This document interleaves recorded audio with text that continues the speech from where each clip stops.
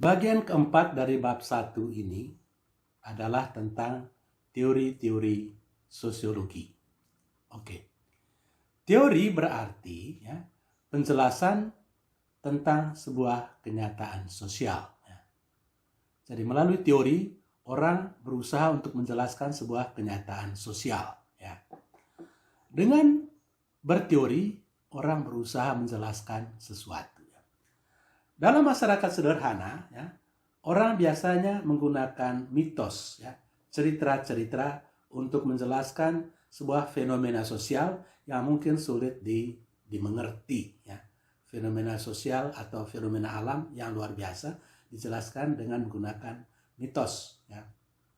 Setiap ilmu pengetahuan tentu memiliki teori.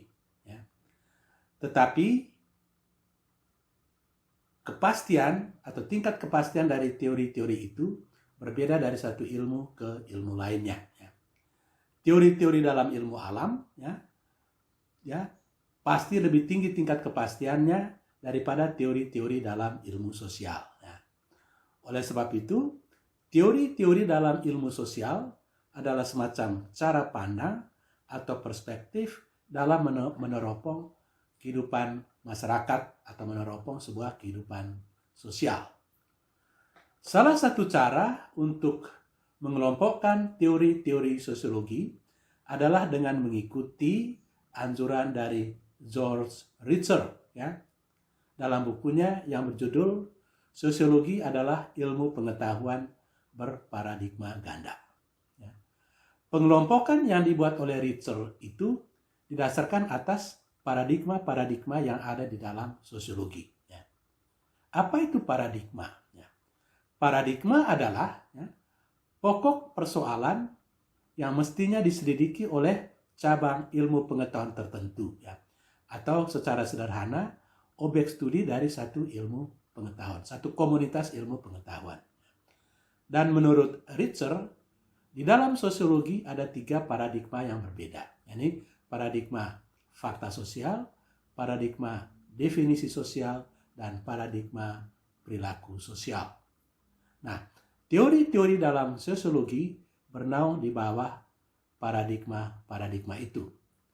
Teori-teori yang bernaung di bawah paradigma fakta sosial adalah teori fungsionalisme struktural dan teori konflik.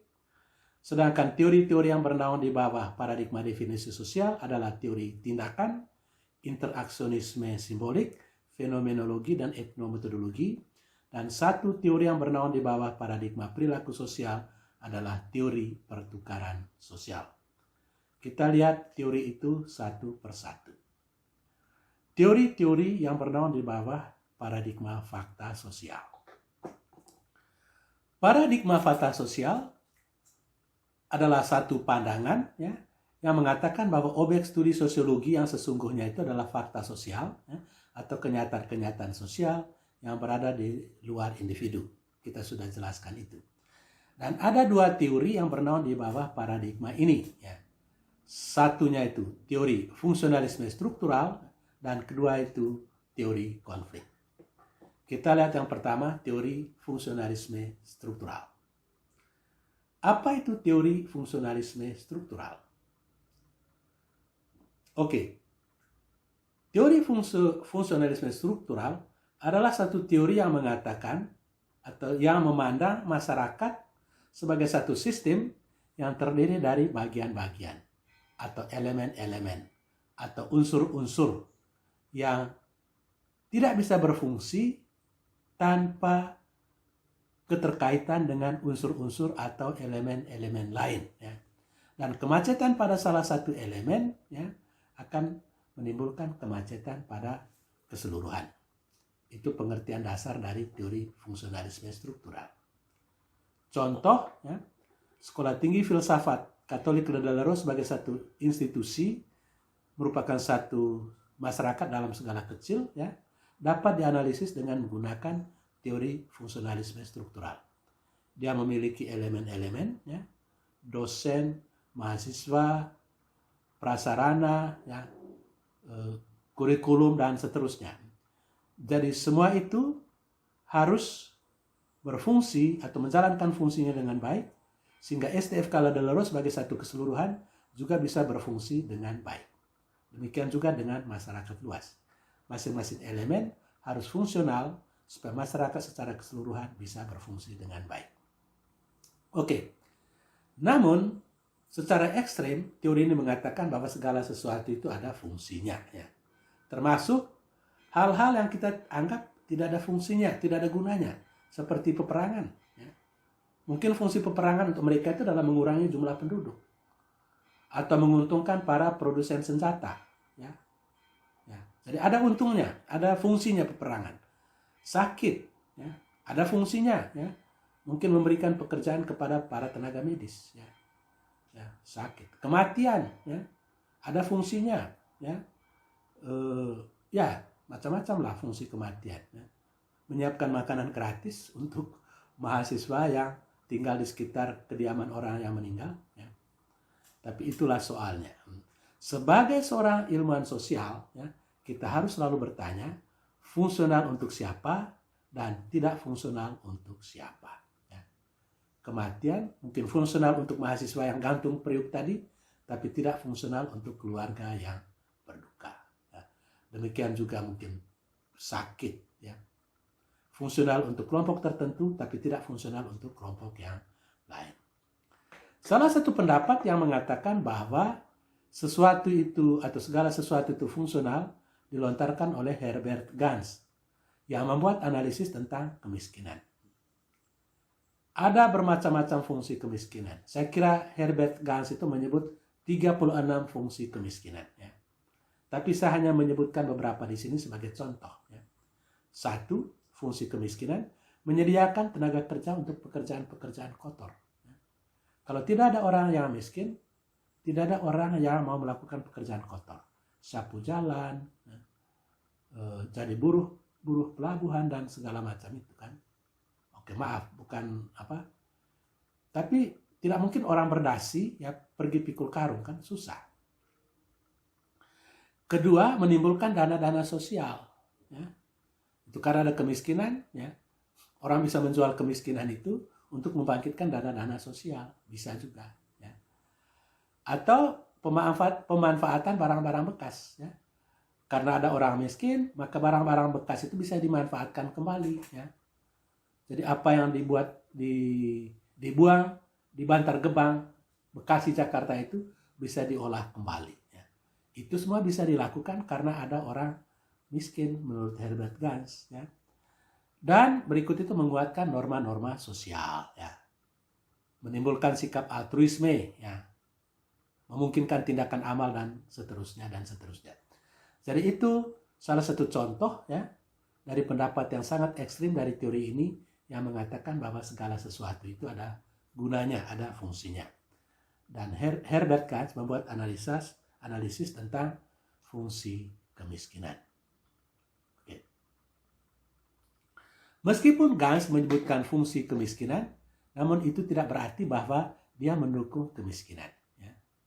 Menurut dia, apabila kemiskinan itu mau dilenyapkan, maka orang harus mencari alternatif untuk menggantikan pekerjaan-pekerjaan atau menggantikan fungsi-fungsi yang dijalankan oleh orang-orang miskin. Dan salah satu contoh atau anjuran yang diberikan oleh Herbert Gans adalah dengan otomatisasi, ya, menggantikan tenaga manusia dengan tenaga mesin. Ya. Oke, tapi itu bisa menimbulkan diskusi lain lagi karena masalahnya tidak semudah itu. Oke, agak kompleks. Ya. Menyadari kelemahan dari teori fungsionalisme struktural tersebut, ya, yang mengatakan segala sesuatu itu ada fungsinya, maka salah satu tokoh dari teori ini yang muncul kemudian bernama Robert Merton, ya, dia mengatakan bahwa tidak semua itu ada fungsinya. Ya. Ya. Ada juga hal-hal yang tidak berfungsi. Ya. Ketidakberfungsian itu disebutnya disfungsional. Jadi ada ketidakberfungsian yang bersifat menyeluruh, ya, menyangkut seluruhnya, tapi ada ketidakberfungsian mengenai bagian-bagian atau menyangkut bagian-bagian tertentu. Ya. Itu dari Herbert Gans. Oke. dari Robert Merton yang memperbaiki pandangan pendahulunya bahwa segala sesuatu itu ada fungsinya. Teori kedua yang berada di bawah paradigma yang sama itu adalah teori konflik. Asumsi dasarnya kurang lebih hampir sama. Ya. Seperti tadi dikatakan, teori konflik muncul sebagai reaksi atas teori fungsionalisme struktural yang tidak memperhatikan soal-soal konflik ya, atau perbedaan-perbedaan di dalam masyarakat. Pandangan dasar dari teori konflik ini adalah sebagai berikut. Ya. Masyarakat itu terdiri dari elemen-elemen, terdiri dari komponen-komponen, ya, terdiri dari bagian-bagian, sama seperti yang diakui juga oleh teori fungsionalisme struktural. Ya. Tetapi, kalau dalam teori fungsionalisme struktural, elemen-elemen itu berkontribusi untuk kepentingan keseluruhan, keberfungsian dari keseluruhan itu, maka di dalam teori konflik, ya, elemen-elemen tersebut atau komponen-komponen tersebut mempunyai kepentingan masing-masing, mempunyai kepentingan yang berbeda-beda, sehingga komponen yang satu berusaha untuk mengalahkan komponen yang lain. Elemen yang satu berusaha menaklukkan elemen yang lain, sehingga mau tidak mau terjadilah konflik. Sekalipun teori konflik ini ya, merupakan reaksi atas teori fungsionalisme struktural yang tidak memperhatikan masalah-masalah konflik, namun teori ini sesungguhnya mempunyai dasar dalam karya Karl Marx yang memiliki sejumlah asumsi. Ada beberapa asumsi tentang masyarakat dari Karl Marx. Yang pertama dia bilang, masyarakat tersusun dari jaringan relasi yang bersifat sistematis. Sama seperti fungsionalisme struktural, masyarakat terdiri dari elemen-elemen yang tersusun secara sistematis. Tetapi relasi itu penuh dengan kepentingan yang berbeda-beda. Ini masuk pandangan teori konflik. Ada elemen yang sistematis, ya, tapi memiliki kepentingan yang berbeda-beda. Kenyataan ini membuat masyarakat atau menunjukkan bahwa masyarakat itu berada dalam situasi yang selalu terarah kepada konflik. Ya, karena ada elemen-elemen yang memiliki kepentingan yang berbeda-beda. Ya. Jadi itu kedua. Ya. Lalu ketiga, konflik terjadi karena pembagian sumber daya dan kekuasaan yang berbeda-beda.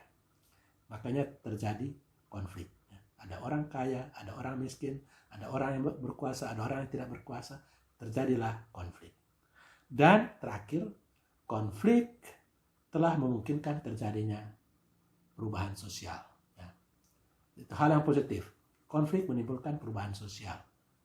Kalau tahun 1998 tidak terjadi konflik antara pemerintah Orde Baru dan mahasiswa, maka kita tidak akan mengalami perubahan sosial, yakni situasi demokratis seperti yang kita alami pada saat ini. Salah satu pendukung dari Marx adalah Ralph Dahrendorf. Ya. Ralph Dahrendorf.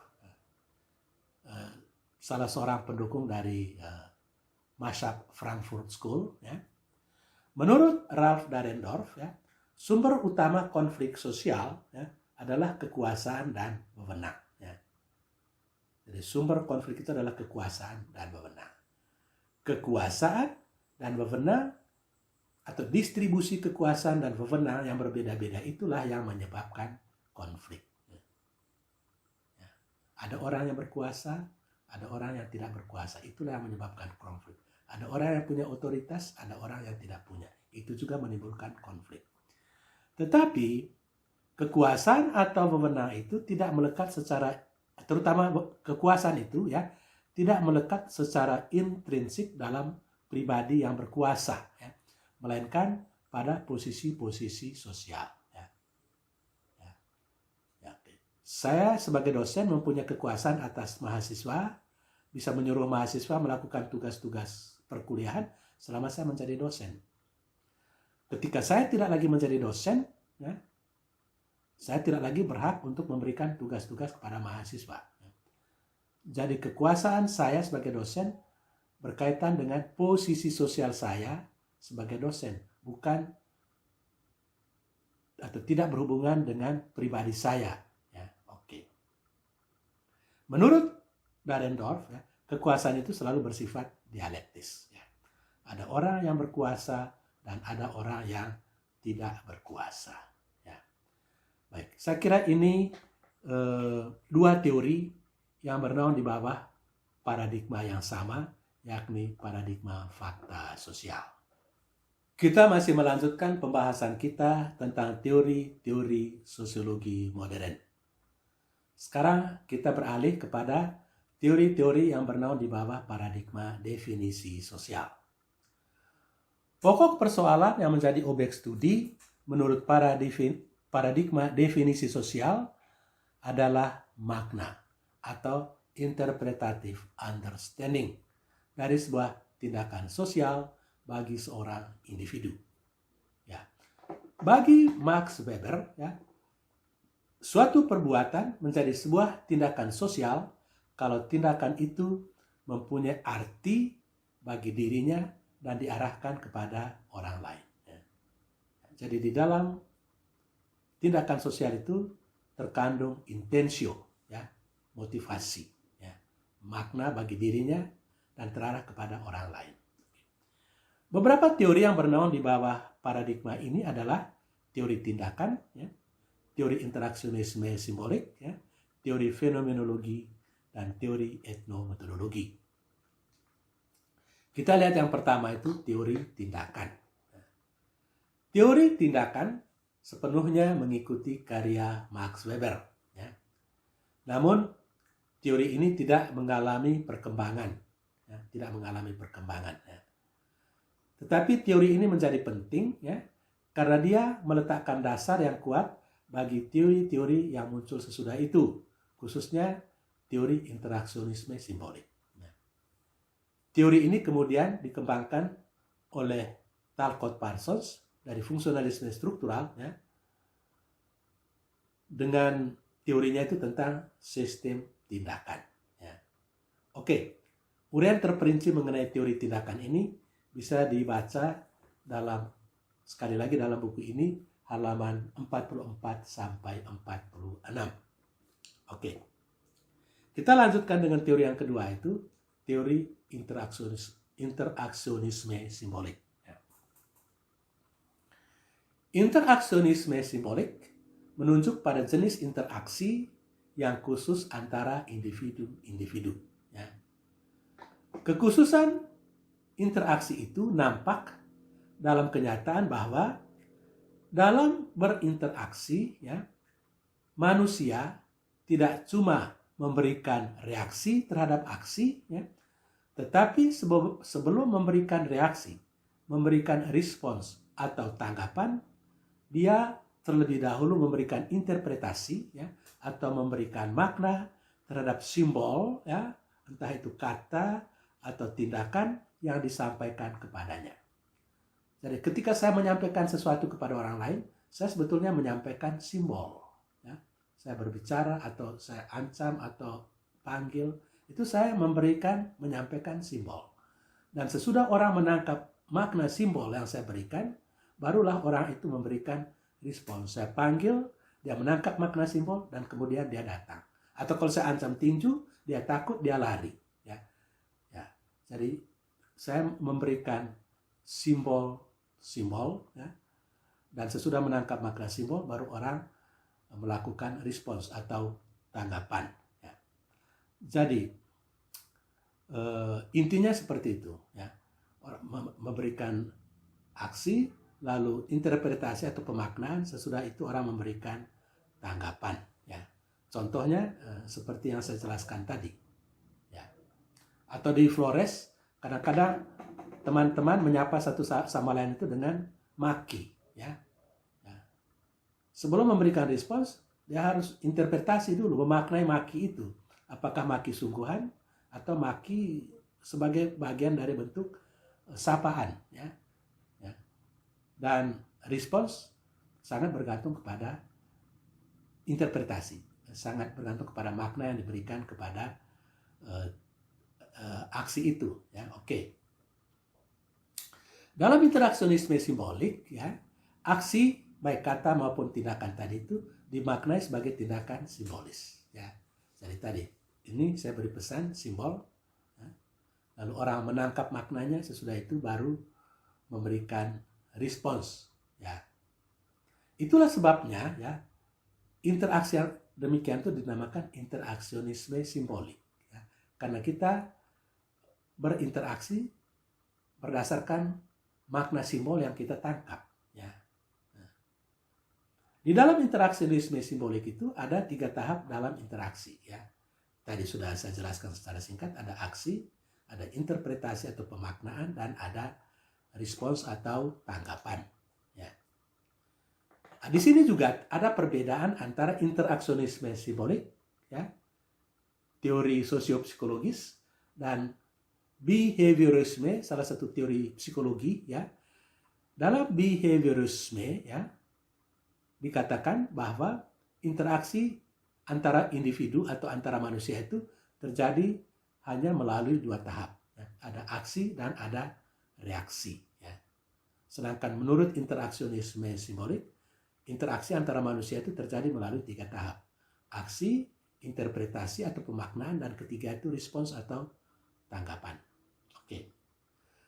Sekalipun ya, manusia memberikan tanggapan atau respons sesudah memberikan interpretasi, ya, namun ada juga interaksi yang tidak melibatkan interpretasi.